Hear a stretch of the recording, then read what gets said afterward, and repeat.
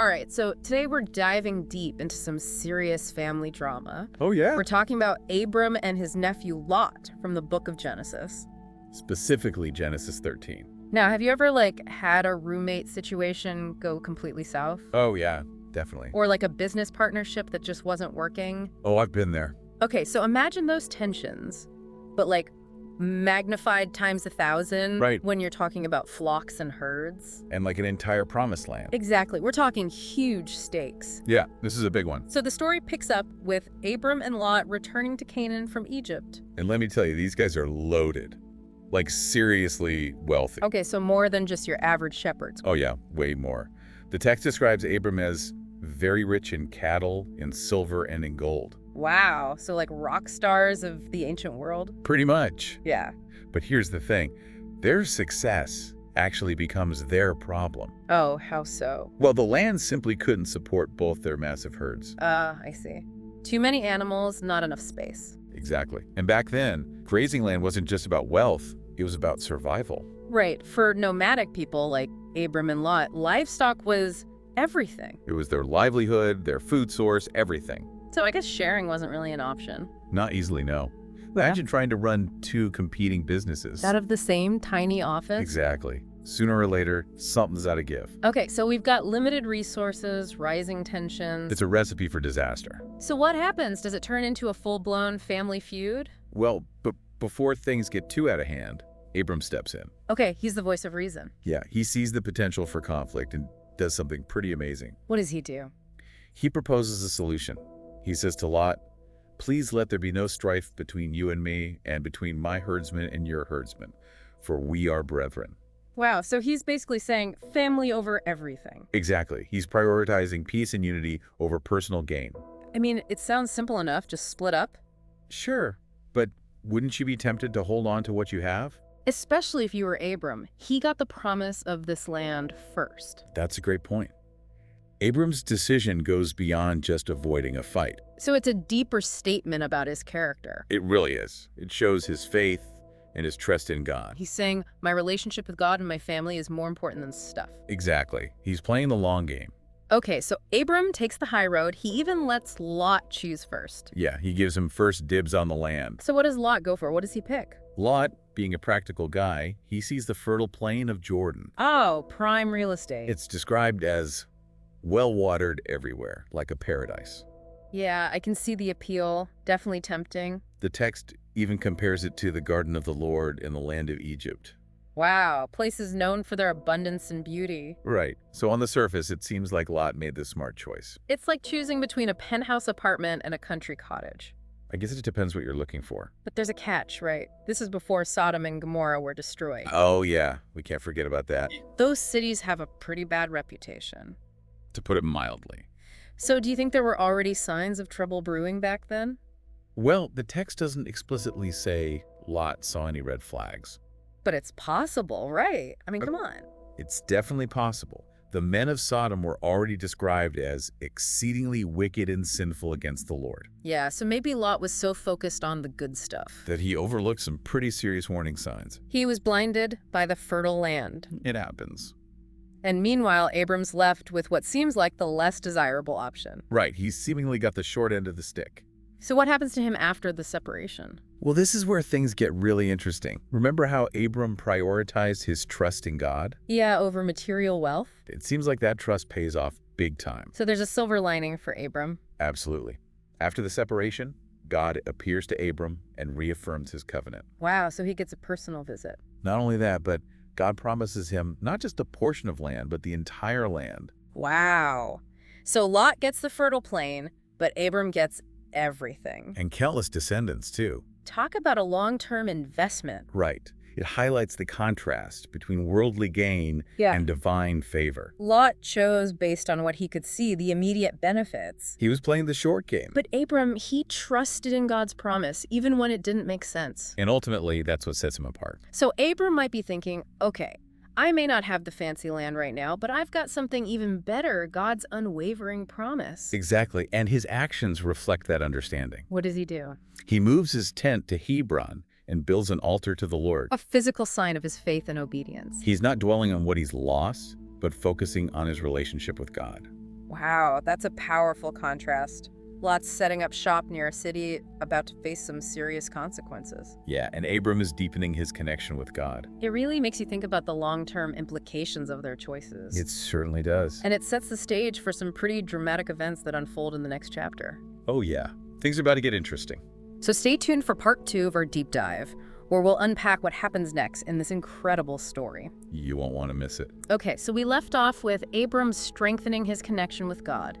And Lot settling down near Sodom. A city, shall we say, with a less than stellar reputation. Yeah, we talked about those subtle hints of trouble brewing. It's like a storm on the horizon, right? It is a great analogy because what happens next is catastrophic. Sodom and Gomorrah, right? Fire and brimstone. It's one of those Bible stories that you just don't forget. Definitely. But before we get to the destruction itself, Yeah. what does this story tell us about God? Oh, that's a good question. We often hear about God's love and mercy, Right. but this episode really highlights God's justice and righteousness. So it's not like God is just being vengeful. No, not at all. God is deeply concerned about humanity and the consequences of sin. And it's not like God just suddenly unleashes his wrath. You're right. God sends angels to investigate first, To check out the situation in Sodom. and even gives them a chance to change their ways, Right.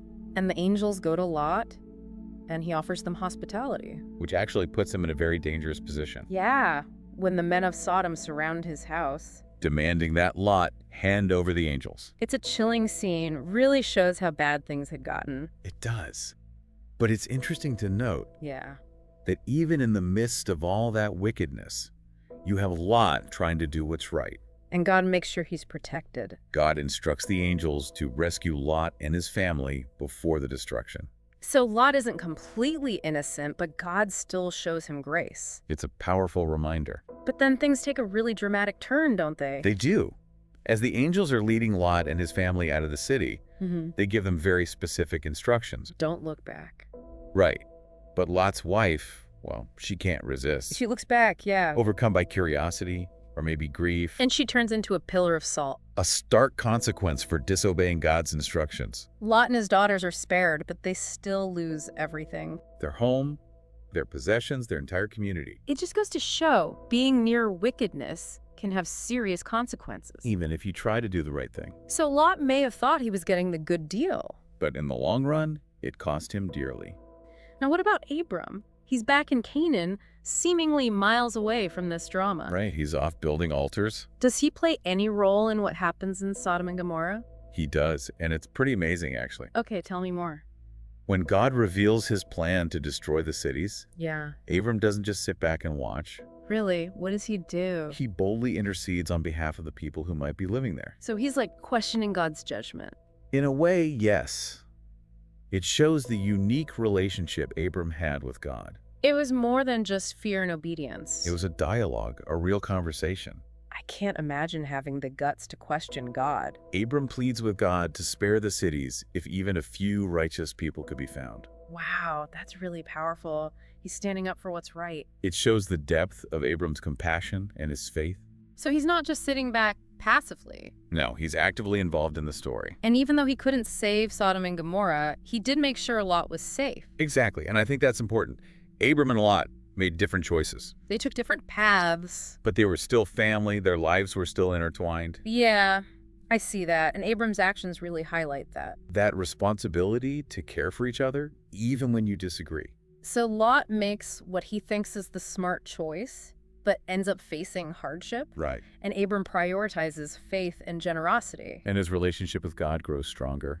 It makes you think about those long-term consequences again. Choices and consequences, they're at the heart of this story. And this brings us to the next chapter, The fulfillment of God's covenant with Abram his renaming as Abraham. and the legacy he leaves behind. But we'll save that for part 3 of our deep dive. It's a great one. Lots to unpack there. All right, so we've seen Abram go through a lot. Prosperity, conflict, even that near destruction of Sodom and Gomorrah. Yeah, he's faced some serious challenges. But through it all, there's been this promise from God hanging in the air. Countless descendants, a land of his own. A promise that seems kind of impossible at this point. Well, he's still living a nomadic life, moving from place to place. And let's not forget. Oh yeah, his wife Sarai is barren. No kids. They haven't been able to have any children. So it's a promise that defies, well, everything. The social norms, basic biology, you name it. You can almost hear the skeptics saying, yeah, right, good luck with that, Abram. Totally. But here's where things get even more interesting. Oh. Abram chooses to believe. Despite all the obstacles. Despite everything, he clings to that promise. Even when it feels like a distant hope. Exactly. And it's a powerful reminder for us, isn't it? Oh yeah, for sure. When we face challenges, it's easy to get discouraged. To lose sight of the bigger picture. But Abram's example reminds us to keep believing. To trust in something beyond ourselves. That sometimes the greatest things come after waiting and trusting. It's a powerful message. But it's not always easy, is it? No, it's not. And God keeps testing Abram, Pushing him further. to refine his understanding of what it means to truly follow God. And then comes the biggest test of all, Oh yeah? the sacrifice of Isaac. That one's hard to grasp, even now. After waiting so long for a child, to be asked to give him up, It's a deeply unsettling story for sure. we need to approach it with sensitivity and understand the context. Absolutely. But at its core, it's a story about surrender. About ultimate obedience to God. Even when it goes against our human instincts, And even though Abram doesn't actually go through with it, God stops him. it still shows an incredible level of faith. He's willing to give up everything, even his son. Because he trusts God completely. That's what makes Abram so extraordinary. Not that he's perfect, Or that he never has doubts. but he keeps choosing faith, even in the face of the unimaginable. And that brings us to the fulfillment of God's promise. That's right. Abram becomes Abraham. For the father of many nations. And he does have countless descendants, The nation of Israel comes from him. inheriting the very land God promised. The impossible becomes reality. And it all started with one man's decision to trust God. Even when it didn't make sense. A story that's both epic and incredibly personal. It resonates with us even today, doesn't it? Absolutely. It speaks to those questions we all ask. About what we value, where we place our trust. What do we do when life throws us those curveballs? Exactly. So what can we, sitting here today, take away from this ancient story? I think it's about recognizing the difference between worldly success and true prosperity. Between instant gratification and aligning ourselves with something bigger, Choosing faith over fear, generosity over greed. knowing that even when things are tough, There's a plan, even when we can't see it. and remembering that our choices have consequences. Not just for us, but for those who come after us. Like Abram, our choices shape the legacy we leave behind. Wow. Well, folks, there you have it. Our deep dive into the story of Abram and Lot. A story of drama, faith, and resilience. We've explored the power of integrity and the strength of family. And above all, the incredible things that can happen when we choose to trust. That's all for today's deep dive. We hope this journey through Genesis has given you something to think about. To reflect on your own values and choices. And remember, the story doesn't end here. The journey of Abraham and his descendants continues throughout the Bible. There's always more to explore and discover. So keep digging, keep asking questions, and keep seeking the truth. We'll see you next time.